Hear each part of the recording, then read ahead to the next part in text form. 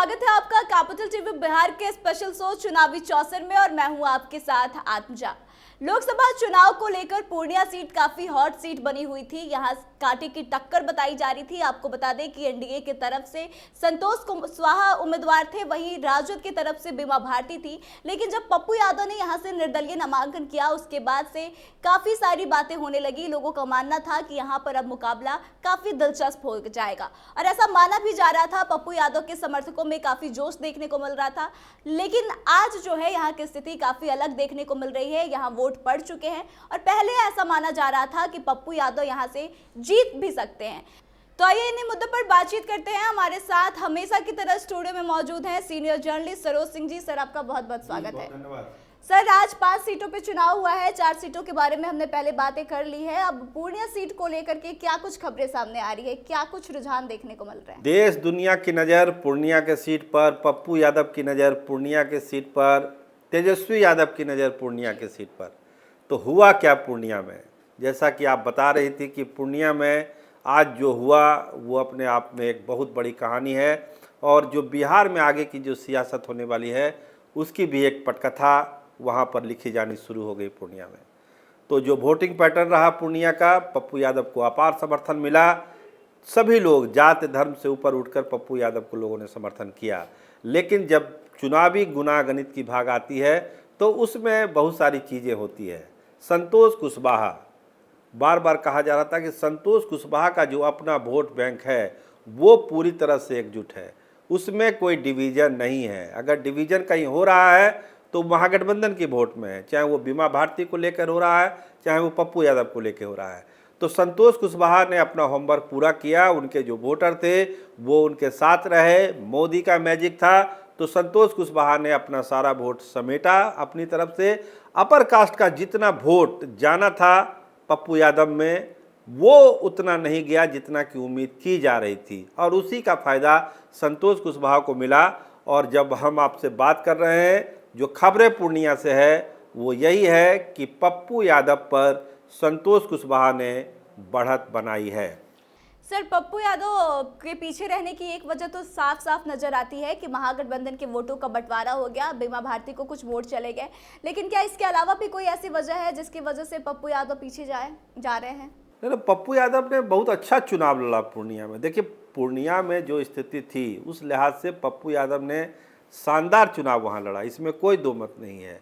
आज की तारीख में भी जो इतना क्लोज कंटेस्ट है, ऐसा नहीं कि संतोष कुशवाहा बहुत ज़्यादा वोटों से वहाँ भी बढ़त बनाए हुए दिखाई पड़ रहे हैं। 4 को जब नतीजे आएंगे तो पता चलेगा। लेकिन जो पूर्णिया से खबरें आ रही है, आपके संवाददाता जो वहाँ से खबर भेज रहे हैं, वो यही है कि संतोष कुशवाहा ने अपना वोट ले लिया। तो अपना वोट जब ले लिया तो इसका मतलब है कि वो आगे हो गए। और जब पप्पू यादव को अपर कास्ट का उस हिसाब से वोट मिला पप्पू यादव को, लेकिन अगर कहिए तो 100% वोट मिल गया, वैसा नहीं हुआ पूर्णिया में। वो वोट कहीं ना कहीं से संतोष कुशवाहा को प्लस कर रहा है और वही प्लस पप्पू यादव के समर्थकों का, जैसा आपने कहा कि हौसले और उत्साह को थोड़ा सा कम कर रहा है। लेकिन पप्पू यादव मैदान में डटे हुए हैं और जितनी मजबूती से उन्होंने चुनाव लड़ा, उन्होंने पूर्णिया के लोगों का और बिहार के लोगों का दिल तो जीत ही लिया। सर, पप्पू यादव को लेकर ऐसा माना जा रहा था कि वहां से चुनाव जीत सकते हैं, लेकिन पिछले कुछ दिनों में ऐसी घटनाएं घटी है, जैसे कि तेजस्वी यादव जनसभा को संबोधित करके ऐसा बोले कि या तो एनडीए को वोट दीजिए या फिर इंडिया गठबंधन को वोट दीजिए। उसके बाद पप्पू यादव पर एफआईआर भी हो गया। दोनों राजद और इनके समर्थकों के बीच आपसी झड़प भी हुई और पप्पू यादव ने आरोप भी लगाया कि प्रशासन की तरफ से उनको कहीं ना कहीं परेशान किया जा रहा है। तो क्या लगता है कि इन तमाम चीजों का असर भी देखने को मिला है चुनाव पे? देखिए, उस पर हम आते हैं, लेकिन एक चीज़ हम आपको साफ कर दें आत्मजा जी की जो हम लोग बात कर रहे हैं ना, तो रुझानों की बात कर रहे हैं। हम लोग रिजल्ट नहीं दे रहे हैं, हम लोग रुझान के आधार पर एक निष्कर्ष निकालने की कोशिश कर रहे हैं।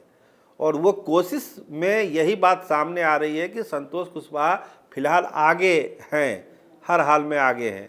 ये हम नहीं कह रहे हैं कि पप्पू यादव चुनाव हार गए पूर्णिया से, लेकिन जो रुझान है वो रुझान यही बतलाते हैं। बाकी जब ईवीएम खुलेगा तो पता चल ही जाएगा। लेकिन जो रुझान है उसमें यही है कि बहुत ही क्लोज फाइट में पप्पू यादव हैं संतोष कुशवाहा के साथ। बीमा भारती नो डाउट तीसरे पोजीशन पर चली गई और जो भी वोट वो ली है वो पप्पू यादव का ही नुकसान हुआ है, और पप्पू यादव को जो नुकसान हुआ अपर कास्ट वोट का, उसका चलते संतोष कुशवाहा को अपरहेज है। अब आते हैं आपके मूल सवाल पर कि जब से चुनाव शुरू हुआ पूर्णिया का, तब से पप्पू यादव लगातार अलग अलग कारणों से सुर्खियों में रहे, मुसीबत में रहे।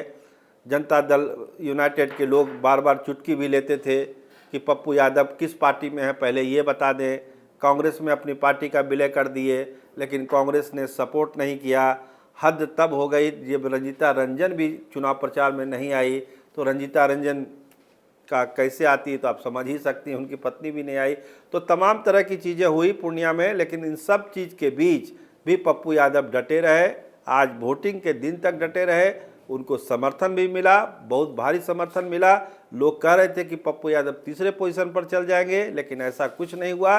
तेजस्वी यादव ने वहाँ जितनी मेहनत की थी, उस मेहनत को खारिज करते हुए पप्पू यादव दूसरे नंबर की लड़ाई पर है और मजबूती से है। रिजल्ट जब आएगा तो हो सकता है कि नतीजे कुछ और आ जाए, लेकिन रुझान बता रहे हैं कि बहुत ही क्लोज फाइट है दोनों, संतोष कुशवाहा और पप्पू यादव में। सर, पप्पू यादव को टिकट ना देना राजद को कितना नुकसान पहुंचाएगा, और क्या बाद में राजद इसके लिए रिग्रेट करेगी? देखिए, नुकसान तो होगा। अगर रिजल्ट आ गया कुछ दूसरा तो नुकसान तो हो जाएगा, इसमें तो कोई दो मत नहीं है। और ख़ासकर नुकसान जाएगा यादवों के बीच में कि यादव के बीच मैसेज क्या गया है। क्या तेजस्वी यादव की बात यादव लोग नहीं माने? पूर्णिया में दूसरे सीटों में भी ऐसा होगा क्या? तो नुकसान तो होगा ही, लेकिन आपका कहना है कि रिग्रेट होगा या नहीं होगा। देखिए, तेजस्वी यादव और आरजेडी के लोगों ने एक मन बना लिया था कि पप्पू यादव से हमको दूरी बना लेनी है, तो बना लेनी है तो बना लेनी है। अब जो होगा सो होगा।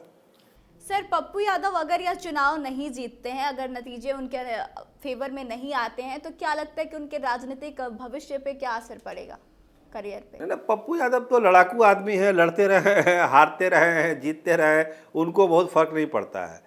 जो ज़मीन से जुड़े हुए लोग हैं, जनता के बीच जाते हैं, पब्लिक के बीच रहते हैं, संघर्ष करते हैं, लाठी खाते हैं, डंडा खाते हैं, मुद्दों पर लड़ते हैं, उनके लिए हार जीत बहुत मायने नहीं है।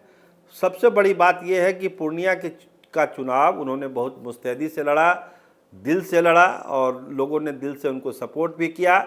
लेकिन जो चुनाव के नतीजे होते हैं वो तो आप जानते ही आत्मजा जी, बहुत सारे इक्वेशन पर निर्भर करता है, और वो इक्वेशन संतोष कुशवाहा के पक्ष में जा रहा है, जैसा कि रुझानों से लगता है। सर, मेरा आखिरी सवाल आपसे है कि पप्पू यादव को टिकट नहीं देने के पीछे कुछ लोगों का ऐसा मानना है कि लालू प्रसाद यादव हमेशा से सोचते हैं कि उनकी रणनीति रही है कि उनके बेटे के सामने कोई दूसरा उनकी कम्युनिटी का ना आ जाए, उनकी जाति का बड़ा नेता ना आ जाए, जैसे कि पप्पू यादव। तो क्या लगता है यही असली वजह है या इसके अलावा भी कोई वजह है? देखिए, इसमें बहुत ज़्यादा हमको दम लगता नहीं। कि देखिए, याद करना पड़ेगा लोगों को कि पप्पू यादव आरजेडी के टिकट से भी सांसद हुए हैं, और ऐसा नहीं है कि आज के तारीख में आरजेडी में यादव नेताओं की कमी है। तो फिर पप्पू यादव में क्या दिक्कत है? ऐसा नहीं कि यादव के नेता नहीं है अभी आरजेडी में, बहुत सारे यादव के बड़े बड़े नेता हैं। तो ये जो आकलन और परसेप्शन बनाया जाता है कि पप्पू यादव से तेजस्वी यादव को खतरा हो सकता है और आगे की राजनीति डिस्टर्ब हो सकती है, इसमें बहुत ज़्यादा दम हमको नहीं लगता है। और ये समझना चाहिए कि जब पप्पू यादव एक बार जीत गए थे आरजेडी के टिकट से, उसके बाद क्या क्या हुआ था इसको सब बिहार के लोग जानते हैं। तो इसलिए नहीं टिकट देना वो दूसरी पॉलिटिकल काउजेज होंगे जो तेजस्वी यादव और लालू प्रसाद बता सकते हैं, लेकिन कोई खतरा हो जाएगा किसी के आने जाने से, ऐसा लगता नहीं। सर, आपका बहुत बहुत धन्यवाद। जी, बहुत धन्यवाद। तो देखिए, पूर्णिया सीट की जो लड़ाई छिड़ी हुई थी अब वह आखिरकार खत्म हो चुकी है। यहाँ वोट पड़ चुके हैं, और पप्पू यादव को लेकर ऐसा माना जा रहा था कि वह काफ़ी मजबूती के साथ लड़ाई लड़ेंगे, और उन्होंने लड़ा भी है। लेकिन जो रुझान सामने आ रहे हैं उससे कहीं ना कहीं ऐसा मैसेज आ रहा है, और एक्सपर्ट्स की माने तो उनका कहना है कि कहीं ना कहीं एनडीए आगे है। लेकिन पप्पू यादव जो है अभी भी मुकाबले में डटे हुए हैं, लेकिन राजद को कहीं ना कहीं इससे नुकसान है, और बीमा भारती तीसरे नंबर पर आती हुई नजर आ रही हैं। तो आपको क्या लगता है कि क्या पप्पू यादव को लेकर कोई चांसेस है, और क्या लगता है कि दोनों कैंडिडेट्स में पप्पू यादव और संतोष कुशवाहा में किसके जीतने की ज्यादा संभावना है? आप अपने विचारों को कमेंट करके बताएं। वीडियो अच्छी लगी हो तो शेयर करें, और आगे की तमाम अपडेट्स के लिए बने रहे हमारे साथ। देखते रहे कैपिटल टीवी बिहार। धन्यवाद।